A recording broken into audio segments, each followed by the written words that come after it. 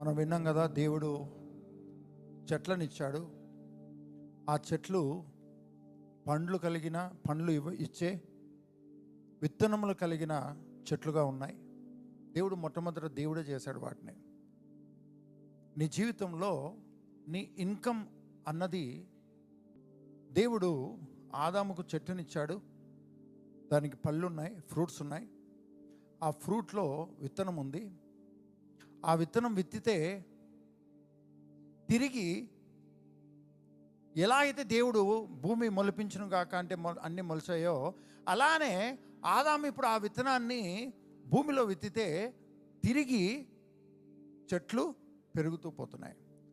మనము ఇలా మాట విన్నప్పుడు మనం ఏమనుకుంటామంటే, విత్తితే పంటను కోస్తాము, దేవునికి ఇవ్వటం వలన మనం దీవించబడతాము. నేను దాని గురించి మాట్లాడట్లేదండి, మనకు తెలిసిన జ్ఞానమే అది. కానీ ఇంకొక సర్ప్రైజింగ్ షాకింగ్ విషయం ఏంటంటే, మనం ఏ దేవుని అయితే ఏ దేవుని రాజ్యంలోకి అయితే విత్తుతున్నామో, ఆ విత్తనము దేవుని యొద్ద నుంచి నీకు ఆపరేట్ అవ్వాల్సినది ఆపరేట్ అవుతుంది. జ్ఞానము, శక్తి, బలము ఆపరేట్ అవుతుంది. తర్వాత నీవు ఆపర్చునిటీస్ అనేవి నీ ముందరికి వస్తాయి. ఏ ఆపర్చునిటీస్? ఇన్వెస్ట్ చేసే ఆపర్చునిటీస్. నువ్వు చర్చికి వచ్చి విత్తనం గురించి మాట్లాడద్దు. ఆల్రెడీ మనకు తెలుసు, అది ప్రాక్టీస్లో ఉన్నాం మనం. కానీ ఇలా చేసిన తర్వాత ఆయన ఆకాశవాక్యలు తెరిచి పడజాల దీవెనలు కుమ్మరిస్తా అన్నాడు. విత్తనం ఇచ్చి ఆయన విస్తారమైన పంటను ఇస్తా అన్నాడు. ఇవన్నీ దేవుడు చేస్తున్నాడు. కానీ మనము ఎక్స్పెక్ట్ చేస్తున్నాం, కానీ దేవుని ప్రొవిజన్ను మనం చూడలేకపోతున్నాం. దేవుడు చూపించేది, దేవుడు నీతో ఇది చెయ్యి. మనము లూకా సువార్త 5వ అధ్యాయంలో మనం చూస్తే, రాత్రంతా ఒక్క చేప కూడా పడని పేతురుతో దేవుడు ఏమన్నాడు తెలుసా? లోపలికి నడిపి వలయమన్నాడు. కానీ పేతురు ఇచ్చిన స్టేట్మెంట్ ఏంటో తెలుసా? రాత్రంతా నేను కష్టపడితే ఒక చేప కూడా దొరకలేదు, కానీ నీ మాట చొప్పున. ఇది చాలా పవర్ఫుల్ అండి. నీ బిజినెస్ కానీ, నీ జాబ్ కానీ, నీ చదువు కానీ, నువ్వు ఫైనాన్షియల్గా బ్లెస్ అవ్వడం కానీ, నువ్వు ఆస్తికర్త అవ్వడం కానీ, ఇవన్నీ కూడా ఆయన మాట చొప్పున నువ్వు చేస్తూ పోతే, కేవలము నువ్వు ఇవ్వడం వలన దేవుడు తిరిగి నీకు ఏమి ఇస్తున్నాడో తెలుసా అండి? థాట్ ఇస్తున్నాడు, ఆలోచన ఇస్తున్నాడు. నీతో ఇది చెయ్యమని చెప్తున్నాడు, నిన్ను ఇది కొనమని చెప్తున్నాడు, నువ్వు వీళ్ళని కలవమని చెప్తున్నాడు, ఇదో వీళ్ళకి నేను సిద్ధపరిచాను, నువ్వు వెళ్ళు అని చెప్తూ ఉన్నాడు. నువ్వు ఈ పని చెయ్యి, సక్సెస్ అవుతావని చెప్తున్నాడు. కానీ నువ్వు రిజిడ్గా దేవునికి దశంభాగాలు ఇస్తావు, కానుకలు ఇస్తావు, బాగానే ఉంది. కానీ ఏమి చేయకుండా కూర్చుంటావు. ప్రభు నీతో ఏం చెప్తున్నాడు అన్నది ఆలోచించవు. ఎందుకో తెలుసా? బియాండ్ యువర్ లిమిట్, నీ ఆలోచనకు మించినది ఆయన నీతో చెప్తున్నాడు. ఎందుకో తెలుసా? పేతురుకు రాత్రంతా కష్టపడితే కూడా ఒక చేప దొరకలేదు. మరి పొద్దున్నే యేసయ్య చెప్పిన మాట ఏంటో తెలుసా? దోణిని లోపలికి నడిపి వలయమన్నాడు. బియాండ్, అసలు పేతురు ఆలోచనకు మించినదే చెప్పాడు. రాత్రంతా ఎక్కడ కష్టపడ్డాడో పగలు అక్కడే వలయమని చెప్తున్నాడండి. కానీ డిఫరెన్స్ ఏంటో తెలుసా? రాత్రి పేతురు చేశాడు తన సొంతంగా, కానీ పొద్దున ఆయన మాట చొప్పున చేశాడు. ఈ పవర్ఫుల్ ఏంటండి? వలలా పేతురు కష్టపడడమా, డెడికేషన్గా వర్క్ చేయడమా, ఏంటి అందరూ చెప్పండి. ఆయన మాట చొప్పున చేస్తే నిన్న పని చేయింది, ఈరోజు పని చేస్తుంది. చాలాసార్లు మనం ఏదైనా చేసి ఫెయిల్ అయి ఉంటామండి. అదే చేయాలని కనుక ప్రేరేపణ వస్తుందంటే పొర్రపాటు కూడా దాన్ని జోలికి పో. ఒక వ్యక్తి బిజినెస్ చేసి ఫెయిల్ అయితే ఆ వ్యక్తి మళ్ళీ బిజినెస్ చేయాలని ఆలోచన వస్తుంటే, అమ్మో ఇది సైతాన్ చేసే కుట్ర, మళ్ళీ నేను నాశనం అవ్వడానికి ఇట్లా ఆలోచనలు వస్తున్నాయి అనుకుంటామండి. దేవుడు నీ తలంపుల్లో పని చేస్తాడండి. దేవుడు నిన్ను ఆలోచనల్లో పనిచేస్తాడు. అట్లనే నీకు వచ్చే ఆలోచనలన్నిటినీ చేయమని నేను చెప్పట్లేదు. నీవు బైబిల్ చదువుతూ, ప్రభు సహవాసంలో వర్ధిల్లుచు, చర్చి సహవాసంలో వర్ధిల్లుచు, దేవునికి ఇవ్వడంలో వర్ధిల్లుచు, ఇలా ఉన్న నిన్ను వీటన్నిటి వలన నీ మైండ్ స్టేటస్, నీ బాడీ స్టేటస్, నీ ఎమోషన్ స్టేటస్ ప్రతిదీ కూడా దేవునికి కనెక్టివ్గా ఉంటుంది, కనెక్టెడ్గా ఉంటుంది. ఎప్పుడైతే నువ్వు ఇలా కనెక్ట్ అయి ఉంటావో ఆ కనెక్షన్లో దేవుడు నీతో సర్వసాధారణంగా ఆయన ప్రేరేపణిస్తాడు. ఇంకా సర్ప్రైజ్ థింగ్ ఏంటో తెలుసా అండి? అసలు నీ దగ్గరికి కొంతమంది మనుషులను పంపిస్తాడు. కొంతమంది నీతో కనెక్ట్ అవుతారు. అంతవరకు ఎవ్వరు నీ దగ్గరికి రాకుండా, నువ్వే ఎవరి దగ్గరికి వెళ్ళకుండా కంట్రోల్ చేసిన దేవుడు ఒక్కసారిగా ఫ్లడ్ గేట్ ఓపెన్ చేసినట్టుగా మనుషులు నీ దగ్గరికి రావడం స్టార్ట్ అవుతుంది. ఇంతకుముందు మనుషులు నీ దగ్గరికి వచ్చి నిన్ను నాశనం చేశారు, మోసం చేశారు. భయపడిపోతావు.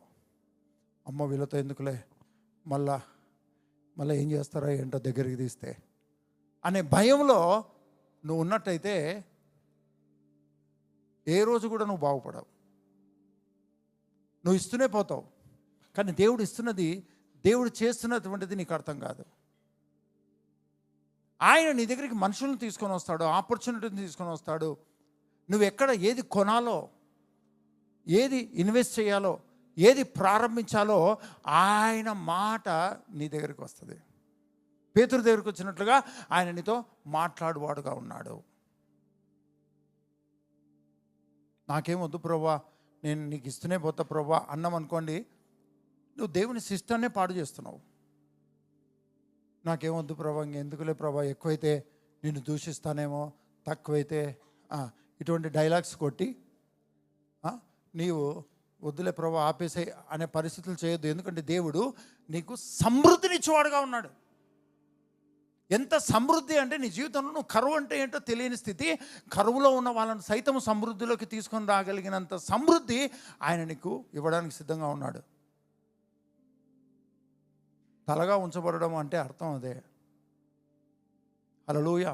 కాబట్టి నువ్వు దశమ భాగాలు ఇస్తుండొచ్చు, ఆ కానుకలు ఇస్తుండొచ్చు, చాలా డెడికేటెడ్గా ఉండొచ్చు. కానీ దేవుడు నీతో ఏం చెప్తున్నాడు అన్నది పేతురుతో చెప్పాడు, పేతురు చేశాడు. చాలాసార్లు మనము స్ట్రగుల్ అవుతున్నప్పుడు ప్రభు నీతో స్పష్టంగా మాట్లాడుతూ ఉంటాడు.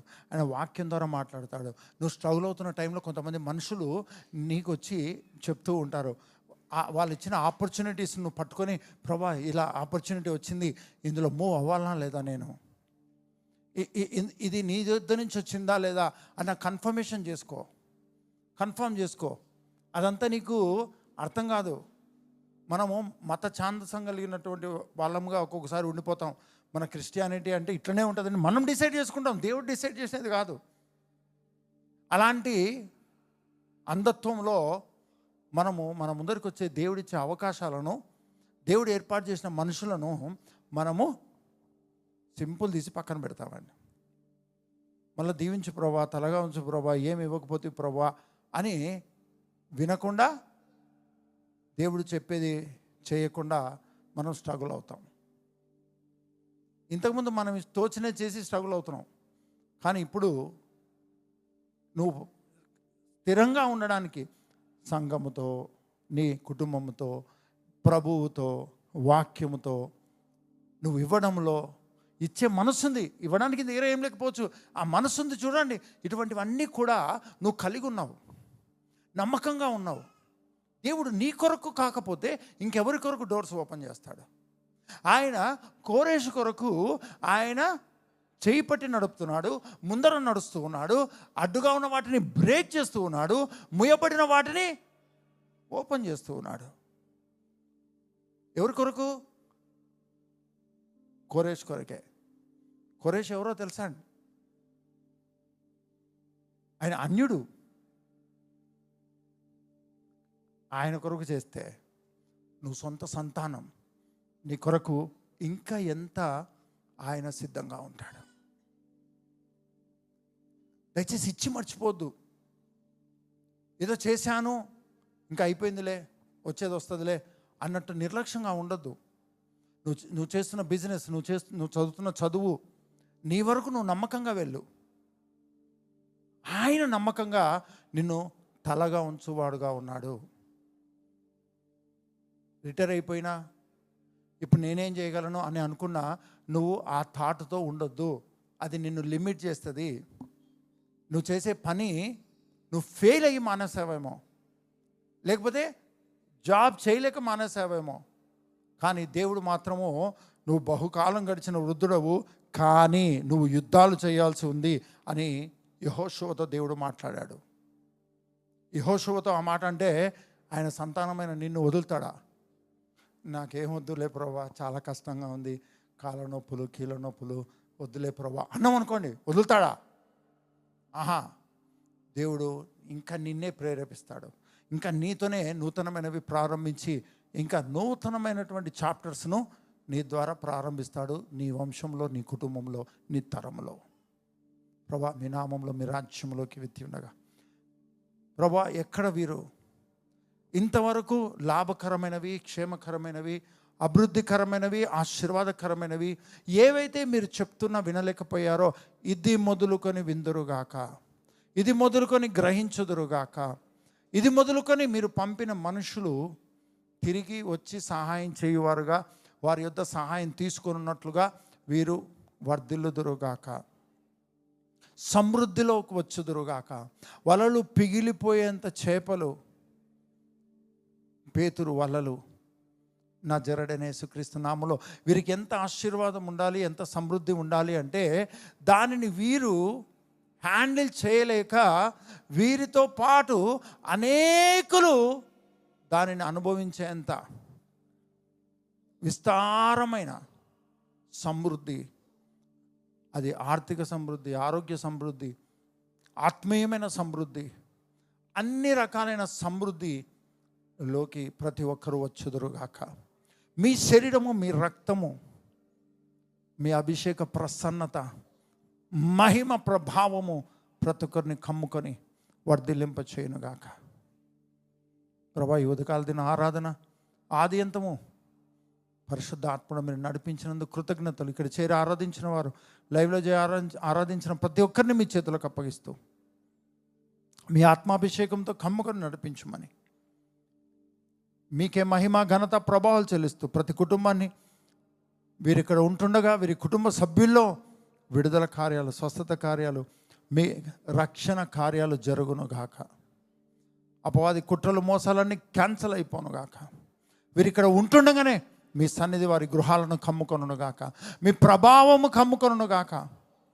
గృహంలో, కుటుంబంలో, కుటుంబస్తుల్లో పరలోక వాతావరణం ఉండునుగాక, పరలోక ప్రభావం ఉండునుగాక, సమృద్ధి కలిగి ఉండుగాక.